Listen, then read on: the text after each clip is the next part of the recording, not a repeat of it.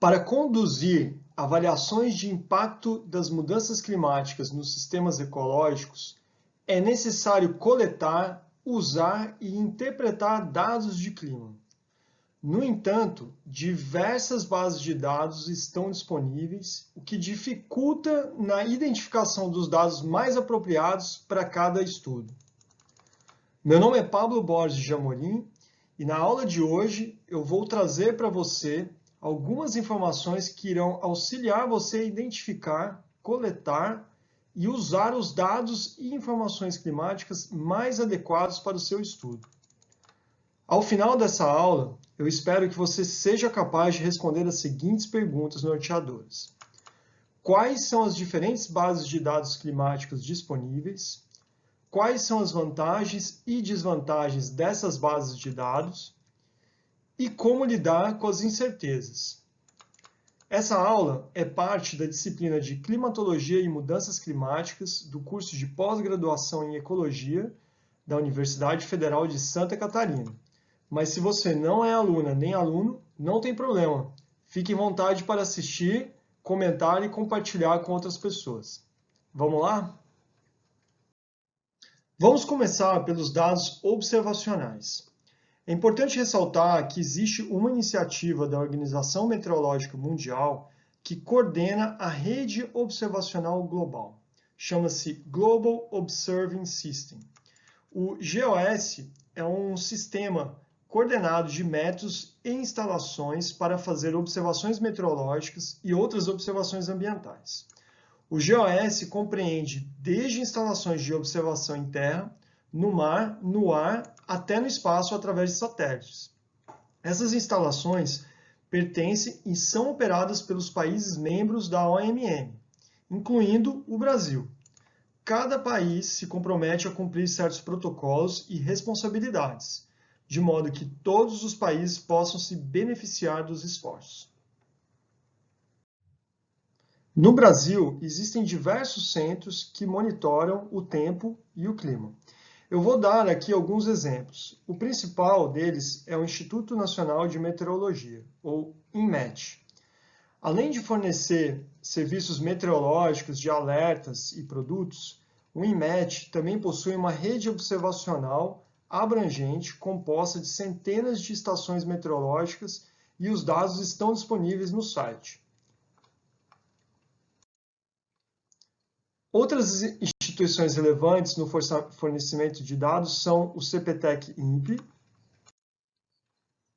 a Agência Nacional de Águas, através do sistema Hidroeb, e no caso da ANA, o foco é em dados de chuva e vazão. E tem também os serviços meteorológicos estaduais, como, por exemplo, aqui em Santa Catarina, a EPAGRE-CIRAM. Os dados observacionais muitas vezes apresentam inconsistências. Essas inconsistências podem ser devido a erros de medição, trocas de instrumentos ou até mesmo mudanças de localização das estações. A fim de padronizar os dados observacionais em produtos mais consistentes e bem distribuídos no espaço, os dados observacionais são transformados em produtos de clima. As etapas de processamento mais comuns usadas para transformar dados meteorológicos diários em produtos de dados climáticos envolvem testes de qualidade, preenchimento de falhas e operações matemáticas diretas, como calcular as médias e efetuar interpolações espaciais. Eu aconselho usar produtos, pois eles já foram pré-processados para homogeneidade e erros, e também já estão interpolados e disponíveis em diversas plataformas.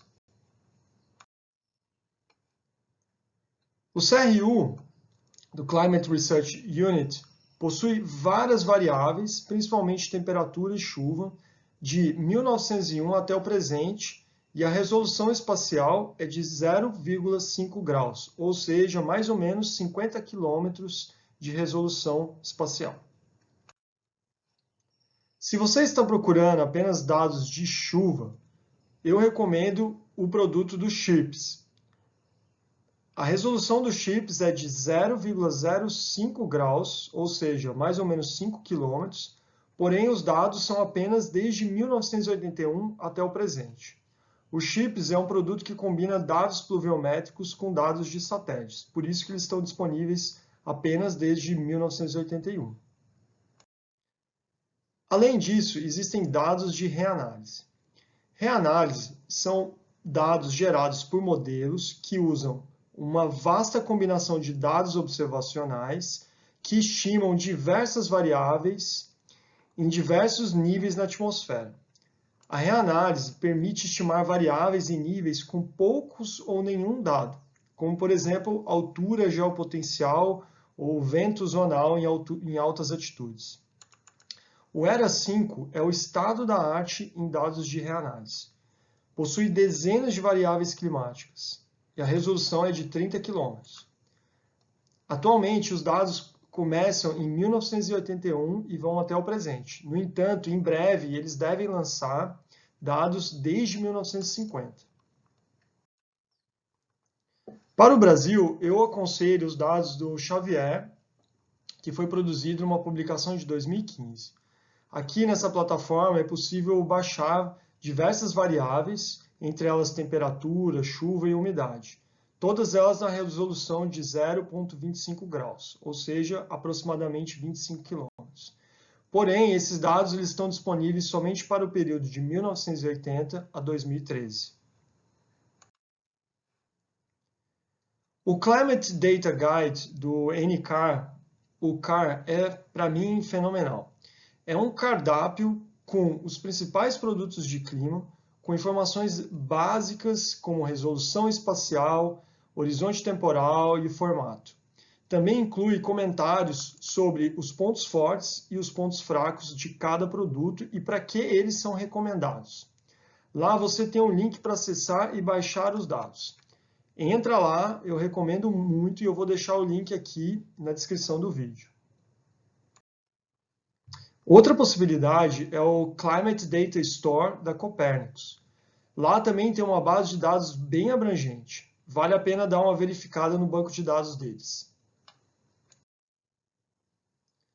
Então vamos lá, vantagens e desvantagens entre observações meteorológicas e produtos de clima. Bom, de forma geral, as vantagens das observações meteorológicas é que possui dados mais realísticos para a escala local. Pode ser que hajam séries temporais mais longas e o formato ele é mais amigável. Por outro lado, a desvantagem é que os dados necessitam de testes de controle de homogeneidade. Normalmente os dados possuem dados faltantes e, por outro lado, também são dados numa escala local e que se você estiver trabalhando com digamos, uma escala espacial maior, você vai necessitar de fazer algum tipo de interpolação. Já os produtos de clima possuem duas vantagens. Primeiro, os dados estão disponíveis no ponto de grade, ou seja, em grids, e já possui controle de qualidade. A desvantagem é que as séries temporais já são pré-definidas e às vezes são um pouco limitadas ou mais limitadas que as observações meteorológicas. E ao mesmo tempo, a resolução espacial pode ser grosseira, né? Como eu mostrei para vocês, a maioria deles possui uma resolução aí de 25 ou até mesmo 50 km. E também os formatos são bastante específicos e às vezes complexos, como por exemplo, NetCDF. Mas de forma geral, eu aconselho a usar produtos de clima, pois eles já foram pré-processados para homogeneidades e erros e também já estão interpolados e estão simples e disponíveis para serem baixados a qualquer momento.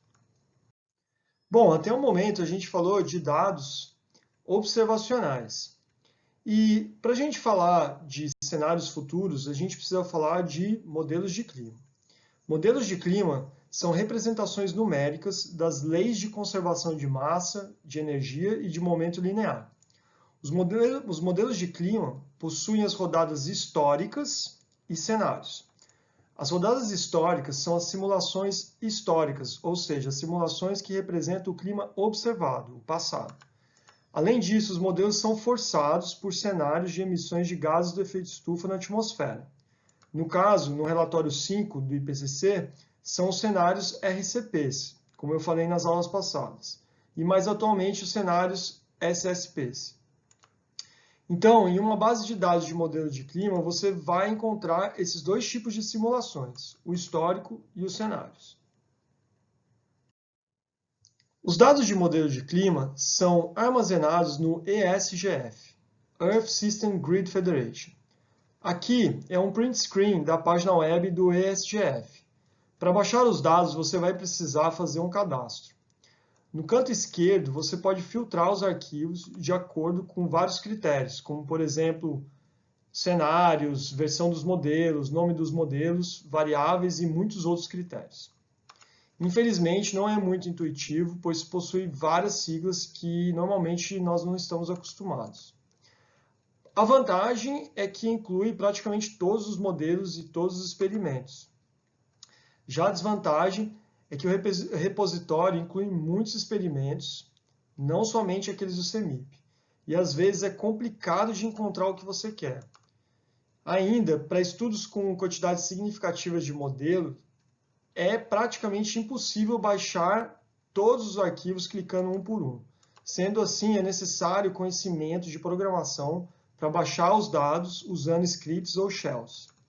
Outra desvantagem é que esses dados não são preparados para estudos de impacto. Então, é necessário fazer todo aquele pré-processamento e preparação dos dados que eu comentei na aula passada.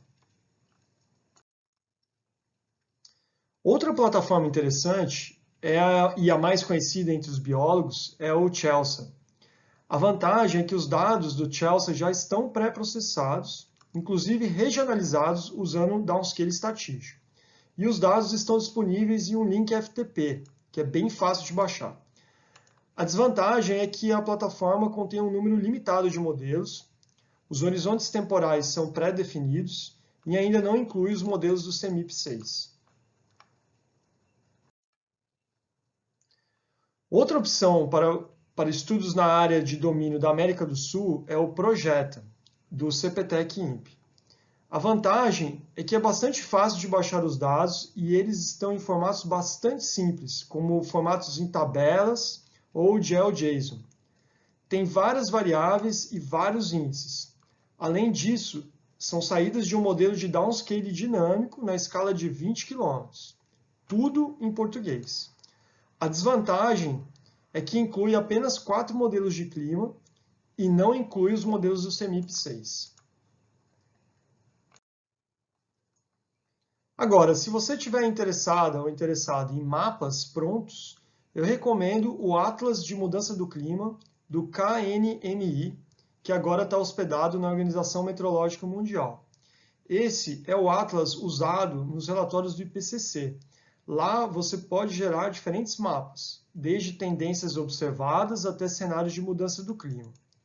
Esse Atlas pode servir de base para estimativa de cenários da mudança na etapa de análise de sensibilidade dos modelos. Lembra daquela aula? Então, ao invés de você usar valores aleatórios de mudança de chuva e de temperatura, você pode usar os mapas como base para definir os valores dos cenários de mudanças nessa análise de sensibilidade. Quais são as principais incertezas nos dados climáticos?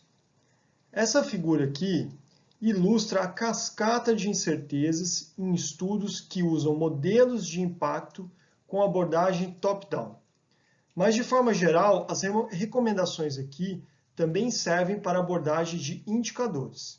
Se você não se lembra o que são indicadores e modelagem de impacto e top-down, eu recomendo assistir a aula passada sobre impacto das mudanças climáticas nos sistemas ecológicos.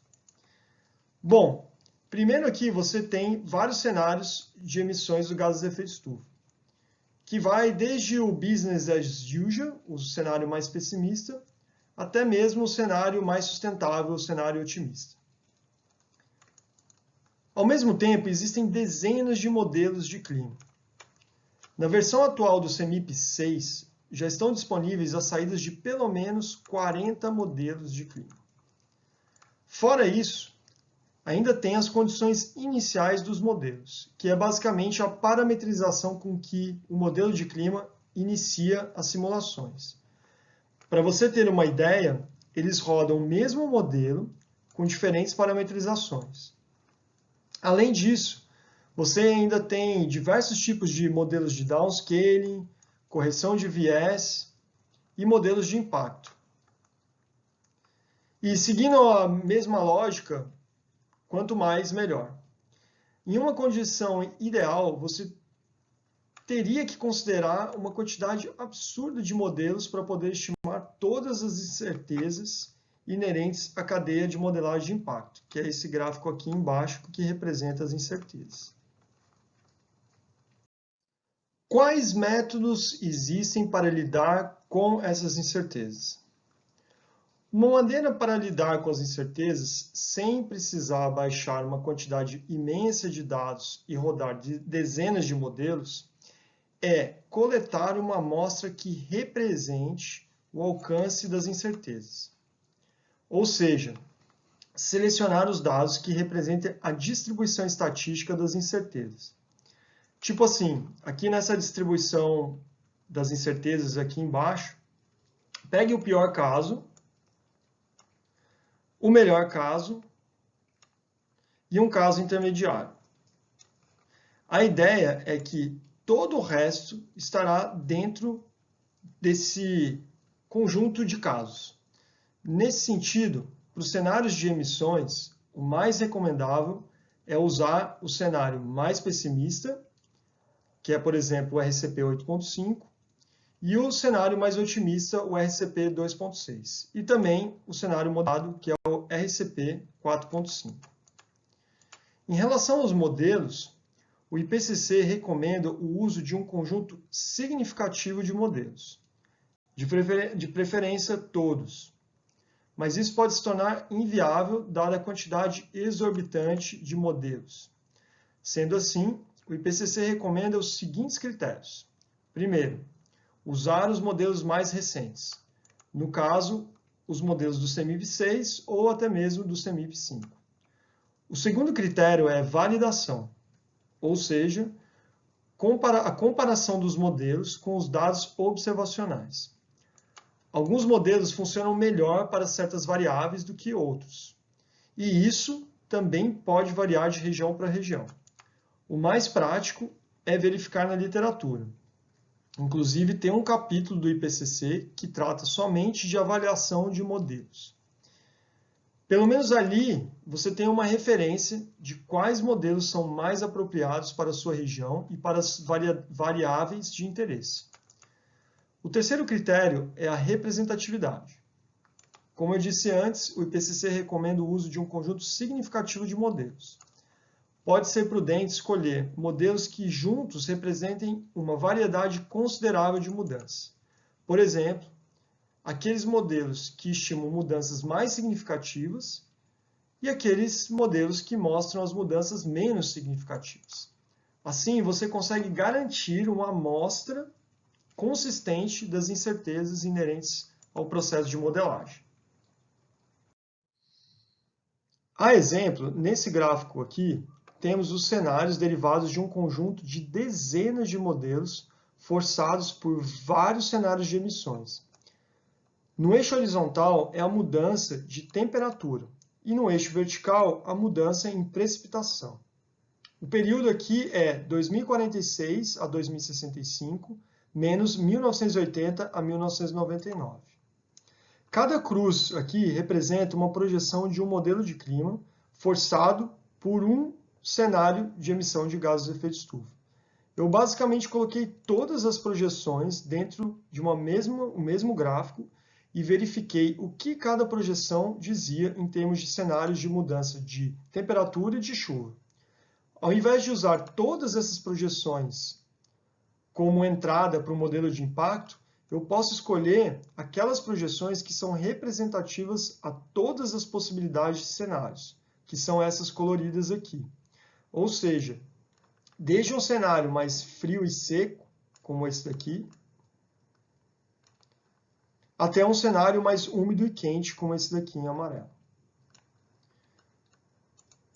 O mais provável é o cenário do meio em verde, que seria um aumento de 0,7 graus e um aumento de 20% da chuva. No caso do downscaling, tente identificar, através de literatura, os modelos mais recomendáveis para as variáveis e a região de interesse. O mesmo é válido para os modelos de impacto.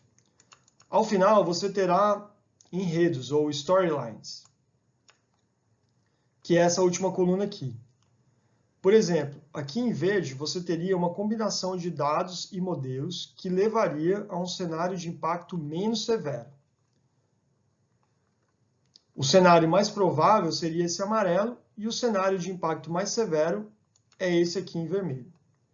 Com essa abordagem, você consegue estimar as incertezas sem ter que usar todos os dados e rodadas de diversos modelos. Agora, nem sempre os modelos apontam para a mesma direção. Isso é muito comum para cenários de precipitação. Podem ter modelos que apontam para uma diminuição e outros para um aumento. Nesse caso, você deve verificar o nível de concordância entre os modelos. Se mais de 80% dos modelos apontam para um determinado cenário, por exemplo, aumento de chuva, esse cenário é o mais provável.